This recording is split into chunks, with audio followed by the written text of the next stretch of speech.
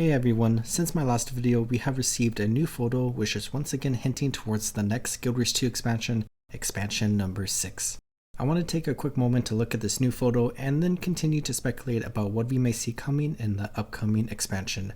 For anyone who missed my last video, I thought that we may be going to Dajkah as the primary location for the new expansion where we will be interacting with Mingus.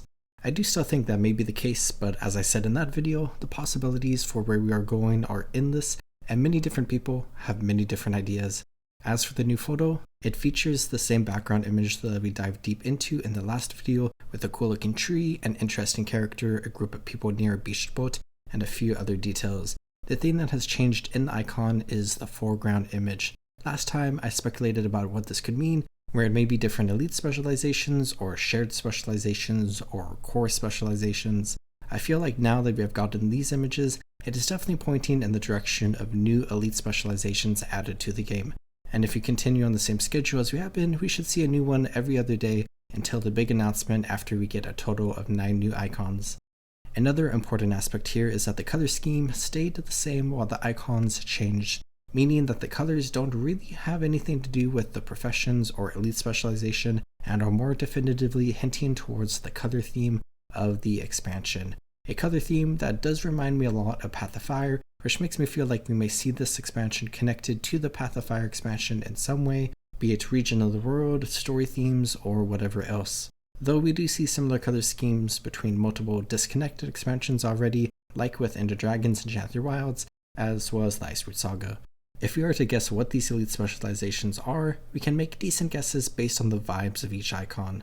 The first image really gives the vibes of a bard for obvious reasons, where a bard archetype is missing from Guild Wars 2, though we see the different shout skill lines on various classes playing kind of a similar theme, with the mesmer profession as a whole having similar vibes. I feel like we could definitely be seeing some sort of bard elite specialization added to the mesmer class that introduces shouts and maybe even potentially a new weapon type. The second image definitely screams both warrior and guardian to me. Between the two, it definitely feels a fair bit more warrior than it does guardian. It kind of gives the vibes of a paragon from the original Guild Wars, which we have already basically seen added to the warrior with the spear in Janther Wilds. Maybe this could be an expansion on that idea, but of course it could be any number of different things. If we are leaning towards an Elonian inspired expansion again, having it be paragon could be fitting, but this also feels slightly Norn inspired as well, which could take us in any number of different directions. I would be hesitant to say we are heading to the Shiver Peaks, given what we see in the background image. I want to add in here, after I originally recorded this audio, that another photo has been dropped. Also, when this video is uploaded, there might be another one as well. But this photo is the same as the last two, and features another, let's just say elite specialization icon. A lot of people immediately guess that this is an elementalist icon with some black hole stuff going on. My first thought was that maybe this is a necromancer icon because it kind of feels similar to the others, but is pretty different. This could be another revenant elite specialization and is heavily focused on mist stuff. But really, it could be anything, even a thief specialization. As I stare at it, it really reminds me of Omnitus with the shapes and design, so maybe this is a Mabon elite specialization for revenants or something. This could also maybe be the summoner elite specialization, which I'll talk about in just a moment. Now, with some elite specialization speculation out of the way, I wanted to highlight another area of the world that we may be going to in the next expansion. I'll link my Dajkah Speculation video down in the description, but this really could be anything, and some people think it is definitely not Dajkah, so let's highlight one of the other main contenders, Xotecha, and I am probably pronouncing that wrong, my apologies.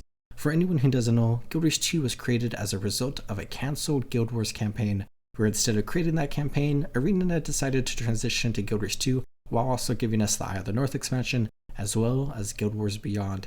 That cancelled expansion is called Utopia, and we know a fair bit about the plans and development of that expansion. Xotecha itself is a massive island located inside of the mists, meaning that this isn't a location we would necessarily explore on the planet of Tyria itself, and it would feel thematically similar in some ways to Inner Niles from the Secrets of the Obscure expansion.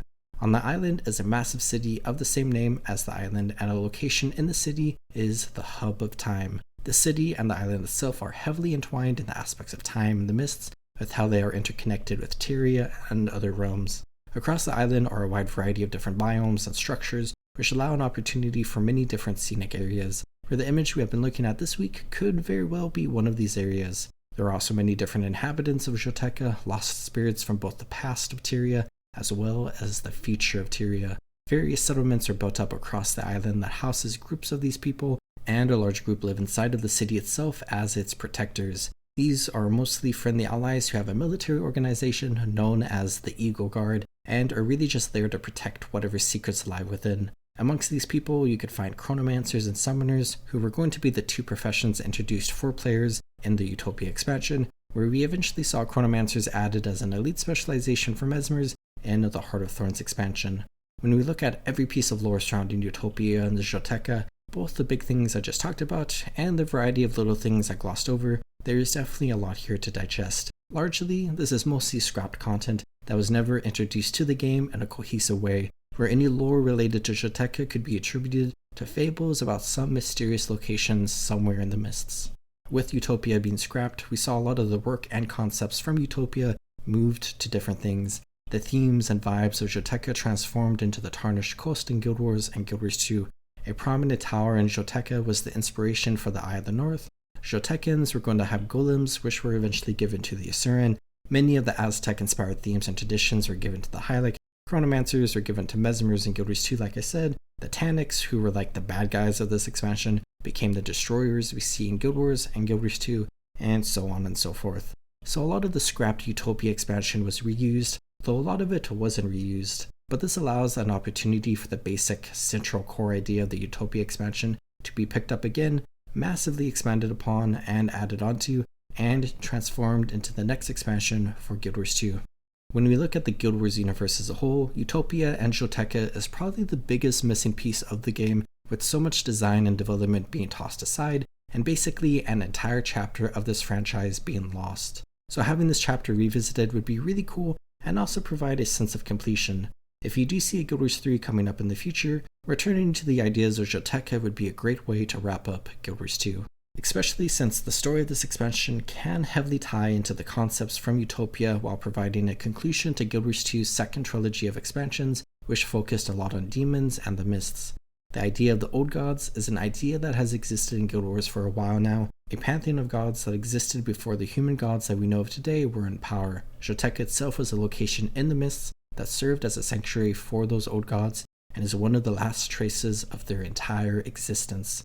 There are a lot of stories that could go on connected to this, like the scrapped spider god Arachnia, or the predecessors or parents of the other human gods, like Abaddon and Duena respectively. But if you're going to be focusing on a story that is deeply connected to the human gods, and largely focusing on Mingus, it could make a lot of sense that we would explore this massive area that is deeply connected to their lore.